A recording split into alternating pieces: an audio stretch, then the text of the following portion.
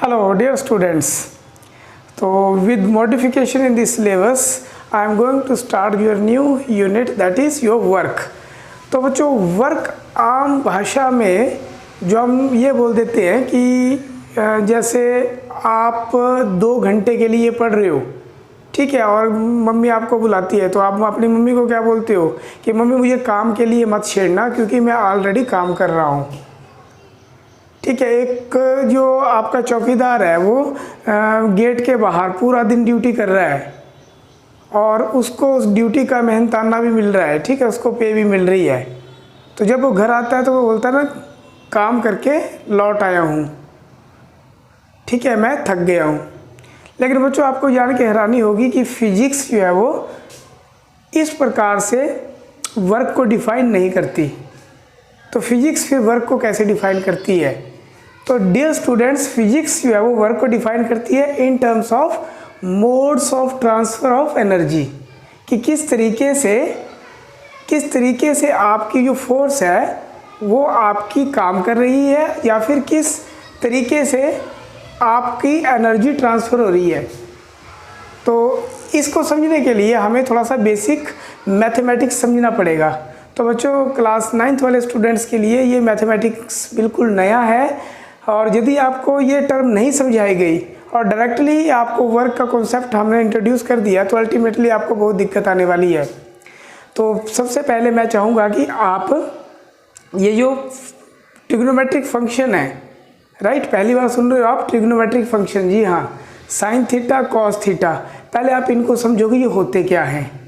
तो आपको ये समझना बहुत ज़रूरी है और उनकी वैल्यूज़ पर्टिकुलर एंगल्स पे। तो मैं इस कॉन्सेप्ट को आपको थोड़ा सा डीपली समझाने जा रहा हूँ, तो आप ध्यान से देखिए। तो बच्चों हमारे पास सबसे पहले साइन थीटा, तो यदि आपको ये पूछा जाए कि साइन थीटा होता क्या है, ठीक है, आपको आंसर चाहिए कि साइन थीटा होता क्या है। इसको मैं पढ़ रहा हूँ साइन थीटा। तो आप एक राइट एंगल ट्रायंगल जो है वो ड्रॉ करोगे ABC और यहाँ पे आपका एंगल थीटा।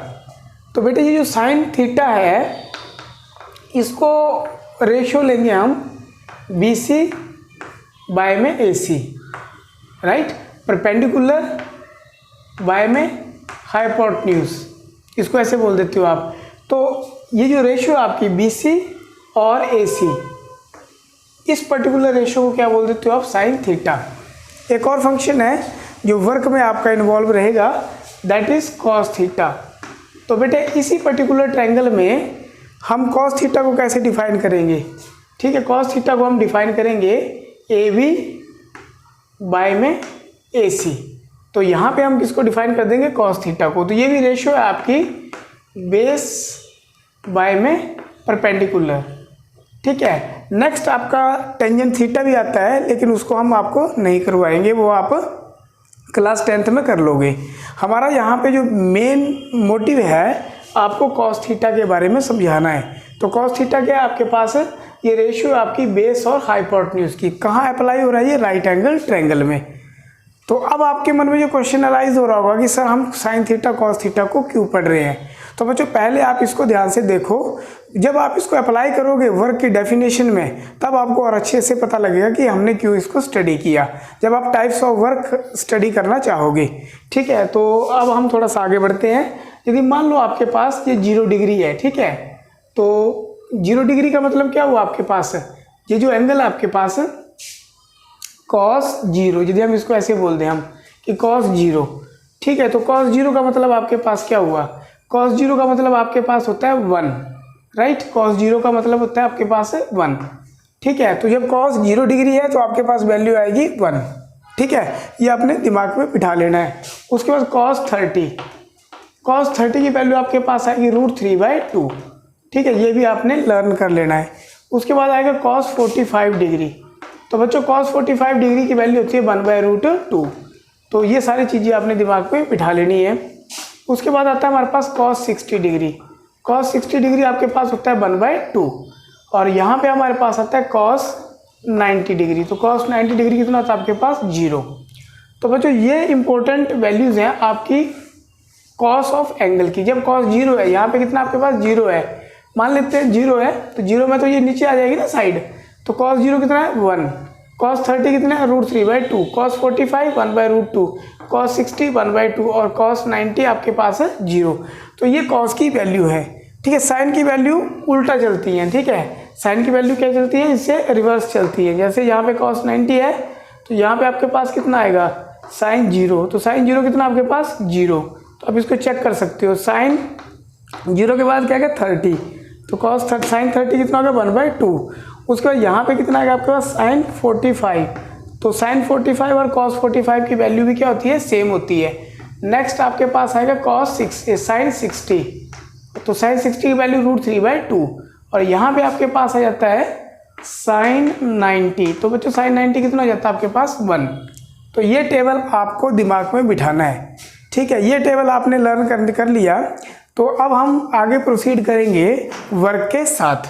तो जैसे मैंने आपको बच्चों बताया कि जो वर्क है वो आपके पास हमने कैसे डिफाइन किया, हमने डिफाइन किया कि वर्क को हम डिफाइन करते हैं mode of transfer of energy, mode of transfer of energy. तो mode of transfer of energy क्या है हमारे पास, ये देखने की कोशिश हम करेंगे।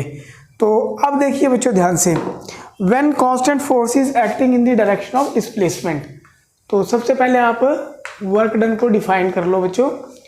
तो what do you mean by work done, तो work is said to be done, लिख लो साथ साथ कॉपी पेंसिल पे बच्चों, work is said to be done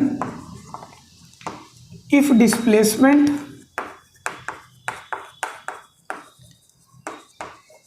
occur in the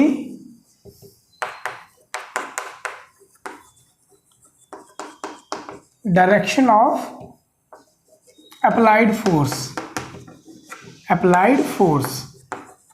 तो बच्चों वर्क डन कितना है आपके पास, ये प्रोडक्ट है आपका फोर्स इनटू डिस्प्लेसमेंट, वर्क क्या आपके पास है प्रोडक्ट है आपका फोर्स इनटू डिस्प्लेसमेंट।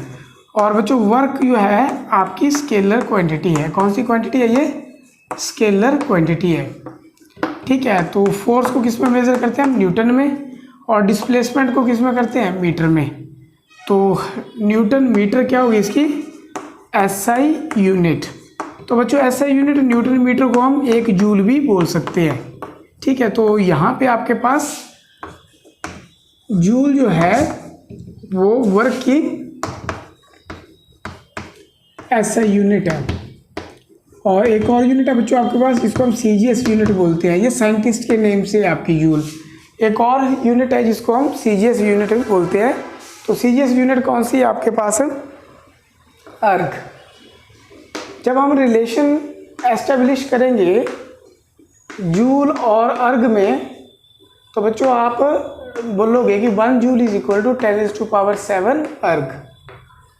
तो ये जूल और अर्ग के बीच में रिलेशनशिप है, ठीक है। तो अब इसके बाद हम स्टडी करेंगे टाइप्स ऑफ वर्क।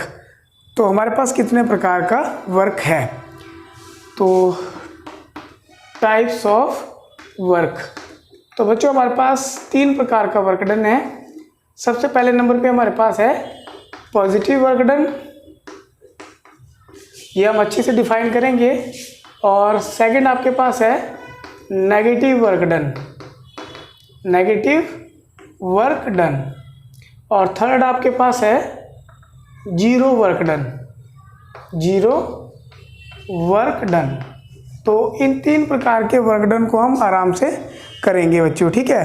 तो यहाँ पे हमने थोड़ा सा बेसिक स्टार्ट किया है वर्क का। तो बच्चों यदि ये वीडियो आपको अच्छा लगा है, समझ आया है, तो कमेंट और लाइक ज़रूर करें। नेक्स्ट वीडियो में अब हम इंट्रोड्यूस करेंगे आपको कि कॉस थीटा कहाँ पे यूज़ करेंगे हम, और कैसे हम टाइप्स ऑफ वर्क डिफाइन करेंगे with the help of trigonometric function that is cos theta. Thank you very much for watching.